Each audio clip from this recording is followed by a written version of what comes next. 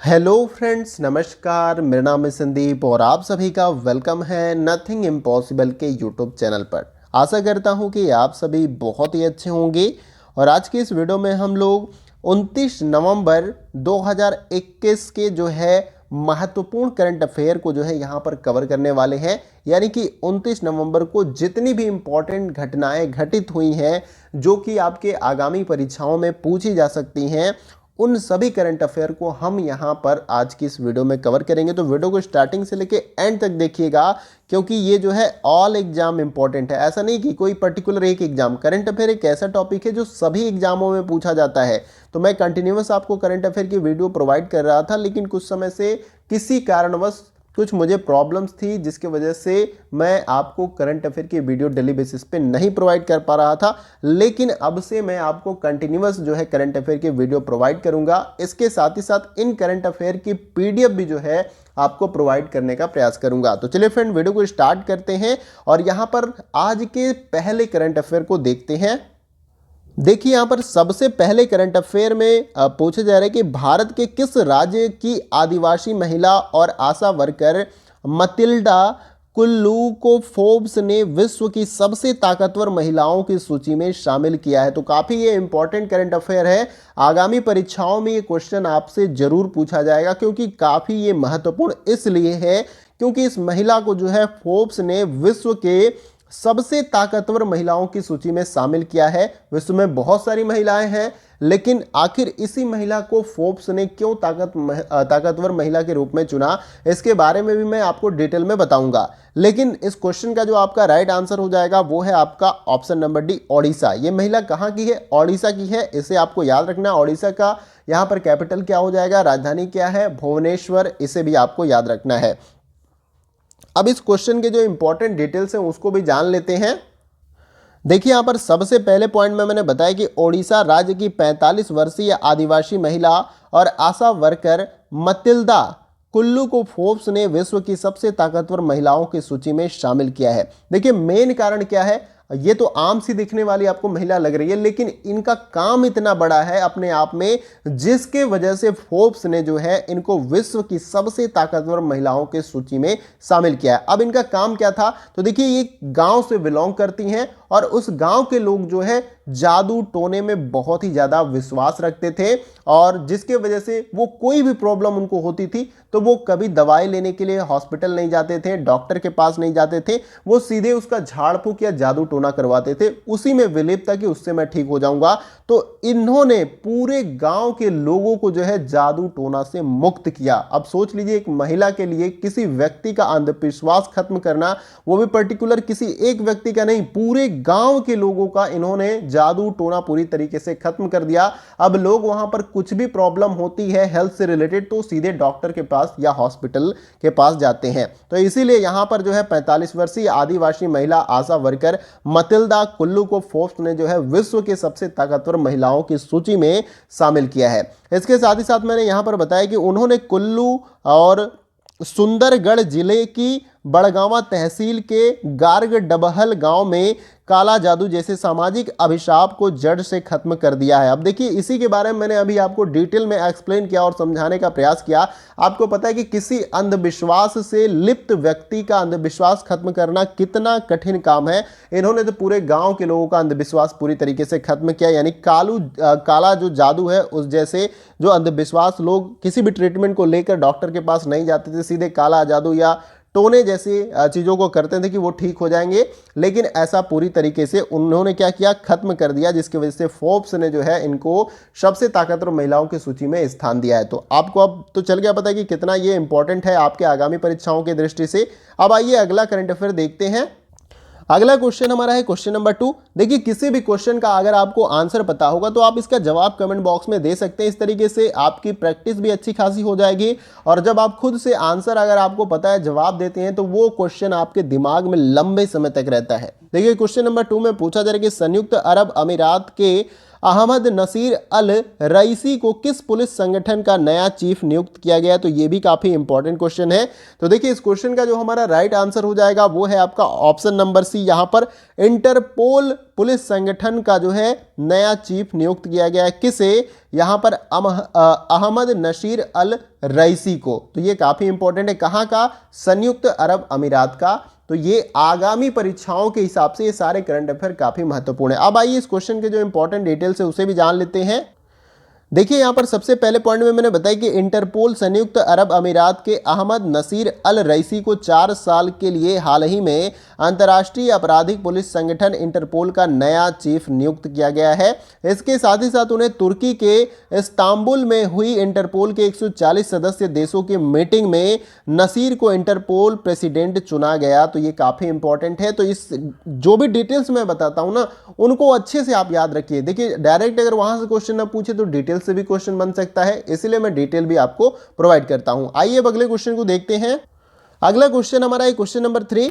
देखिए इसमें पूछा जा रहा है कि निम्न में से किस संगठन ने हाल ही में कोविड-19 वेरिएंट B.1.1529 को चिंताजनक रूप में नामित किया है। अब देखिए दोस्त, इस समय हम लोग पहले से ही कोविड की प्रॉब्लम से काफ़ी जो है समस्याओं से जूझ रहे हैं, लेकिन यहाँ पर कोविड-19 का एक नया वेरिएंट सामने उभर कर आया है जिसे यहाँ पर चिंताजनक रूप से जो है बताया जा रहा है कि ये चिंता का विषय है और इससे काफ़ी समस्याएं बढ़ सकती हैं। तो देखिए यहाँ पर जो राइट आंसर हो जाएगा वो है आपका ऑप्शन नंबर डी। विश्व स्वास्थ्य संगठन ने जो है इसको चिंताजनक रूप में नामित किया गया है। ये जो नया वेरिएंट कोविड-19 का आया है, कौन सा?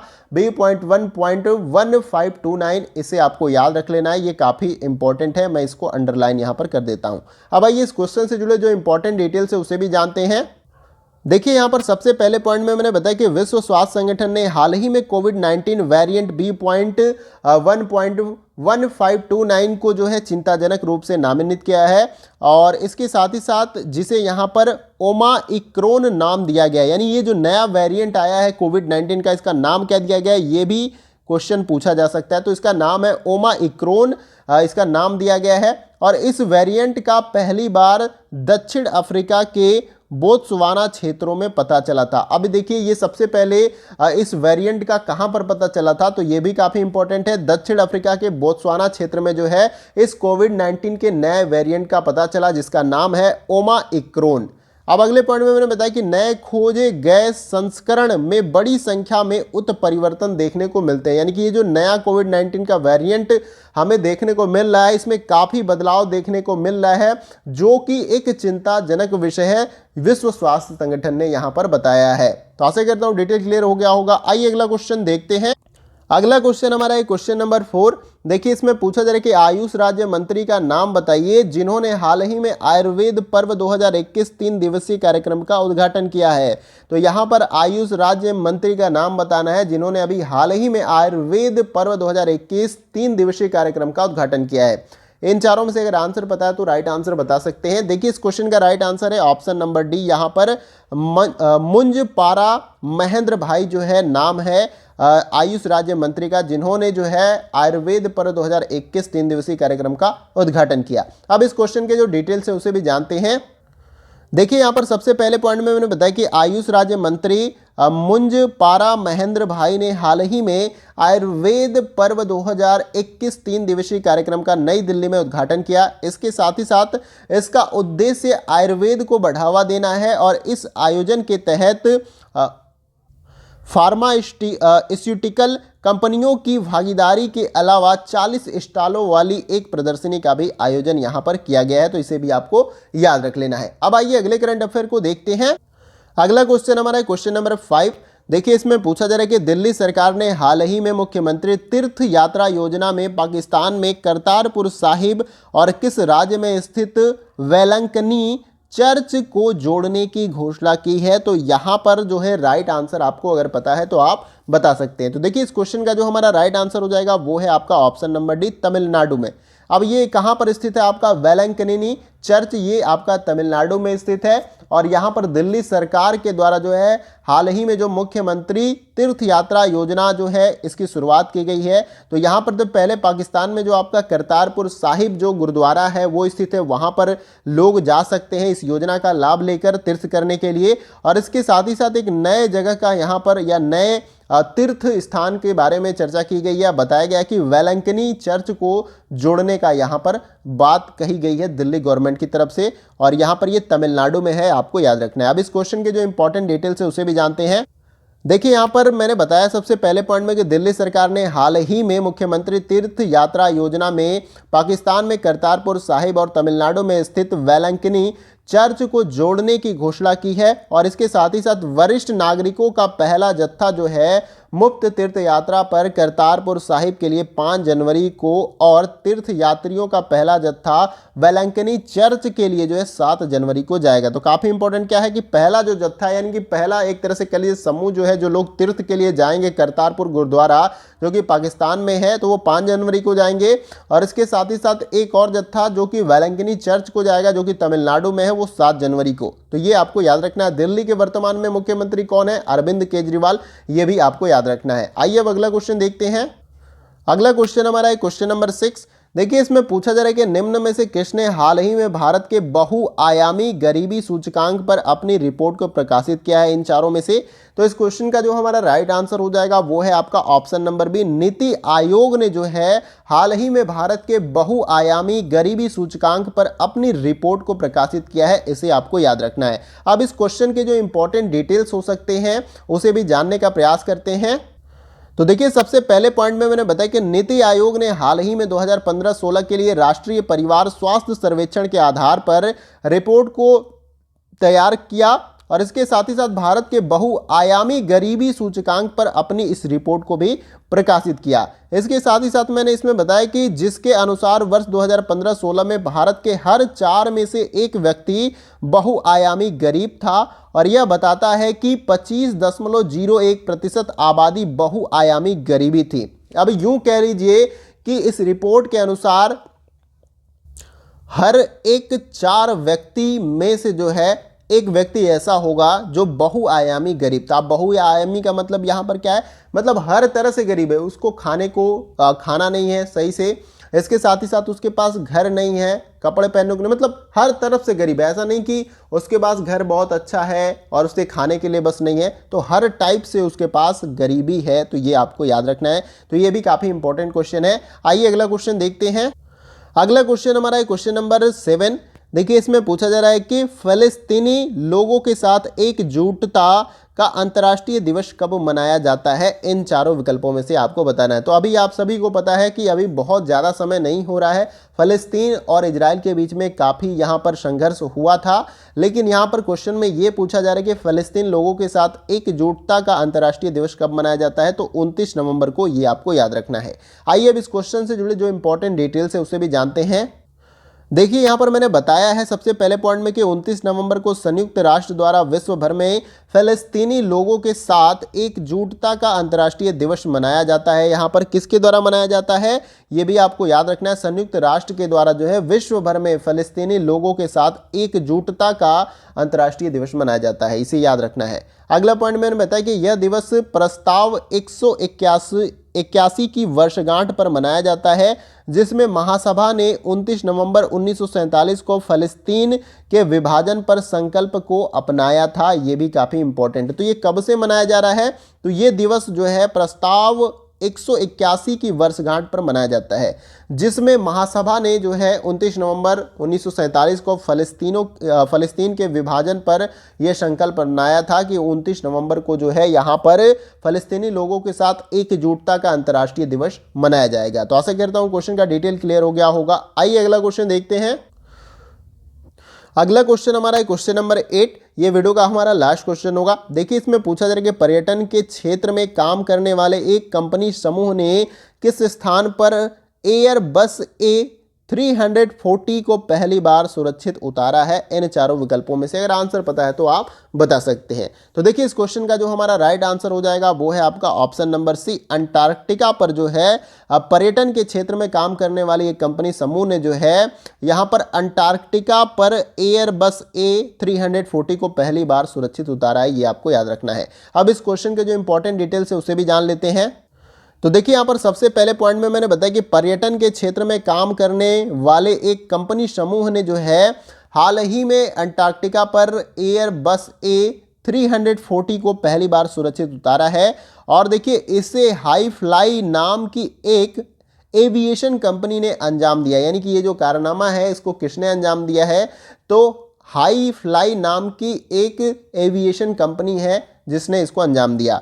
इसके साथ ही साथ मैंने यहाँ पर बताया कि अंटार्कटिका में बर्फ पर ही रनवे बनाया गया है जो कि 3000 फीट लंबा है और यहाँ पर 290 यात्री क्षमता वाले 223 फीट लंबे विमान को लैंड करने से पहले यहाँ पर 2019 से 20 के बीच करीब जो है 6 ट्रायल किए गए थे, यानी कि उतरने के लिए, क्योंकि अंटार्कटिका पर आप सभी को पता है कि पूरी तरीके से बर्फ है। अगर वहाँ पर कोई भी प्लेन अगर आप लैंड करते हैं तो आपको उतना फ्रिक्शन नहीं मिलेगा, उनके जो पहिए होते हैं जो रोल करके आपके जो रनवे होते हैं उस पे चलते हैं, तो पूरी तरीके से फ्रिक्शन नहीं होता है, तो आपका जो कंट्रोल है प्लेन का ना वो इधर उधर हो सकता है और एक्सीडेंट भी हो सकता है। तो यानी कि यहाँ पर इस प्लेन को उतारने से पहले 6 बार ट्रायल किया गया कि लैंड हो सकता है या नहीं हो सकता है। तो यहाँ पर 290 यात्री को इस प्लेन के द्वारा ले जाया गया और एक तरह से कह लीजिए कि अंटार्कटिका अब टूरिज्म के लिए ओपन हो गया। तो टूरिज्म के लिए लोग यहाँ से मतलब अब से जो है जो कि इस कंपनी ने पर्यटन के लिए शुरुआत कर दी है और पहली बार में जो है 290 यात्री को इन्होंने अंटार्कटिका पर ले जाने का कारनामा किया। तो आशा करता हूं कि ये डिटेल आपको क्लियर हो गया होगा और वीडियो का सेशन कैसा लगा इसके बारे में बताइएगा। जो टॉप 8 क्वेश्चन आपके एग्जाम के पॉइंट ऑफ व्यू से जो कि 29 नवंबर के करंट अफेयर के अंतर्गत मैंने आपको कराया, आप इसके बारे में कमेंट बॉक्स में जरूर बताइएगा। आपका सहयोग और आपका सपोर्ट बहुत ही जरूरी है मेरे लिए। आप जैसा फीडबैक देते हैं उसके अकॉर्डिंग ही मैं आपको जो है वीडियो प्रोवाइड करने का प्रयास करता हूं। तो वीडियो कैसा लगे कमेंट बॉक्स में आप जरूर बताइएगा। अच्छा लगे तो अच्छा लिखिएगा, यस लिखिएगा। अगर खराब भी लगता है, अब कुछ आपको समझ में भी नहीं आता तो उसके बारे में भी कमेंट बॉक्स में बताइएगा। जो भी आपके थॉट प्रोसेस है, जो भी आप सोचते हैं उसको जरूर आप कमेंट बॉक्स में व्यक्त करिएगा। मैं आपसे हम्बली रिक्वेस्ट करता हूं। वीडियो अच्छा लगे तो लाइक करिएगा और इसके साथ ही साथ 2-4 दोस्तों के साथ इस वीडियो को शेयर कर सकते हैं ताकि उनको भी इस वीडियो से हेल्प मिल सके, क्योंकि जो कुछ भी हम आपको इस प्लेटफॉर्म के माध्यम से प्रोवाइड करते हैं वो सब कुछ फ्री ऑफ कॉस्ट होता है। तो अगर आपको लाभ मिल रहा है तो दूसरों को शेयर करें और उनको भी लाभ मिलना चाहिए। चैनल पर नए हैं तो चैनल को सब्सक्राइब करिए और उसके बगल में बेल आइकन का जो बटन होता है उसको आप प्रेस कर लीजिए न्यू वीडियो के नोटिफिकेशन को पाने के लिए। तो फ्रेंड्स आज के वीडियो में बस इतना ही, फिर मिलते हैं अगले वीडियो में कुछ और महत्वपूर्ण करंट अफेयर के साथ। तब तक के लिए जय हिंद, जय भारत।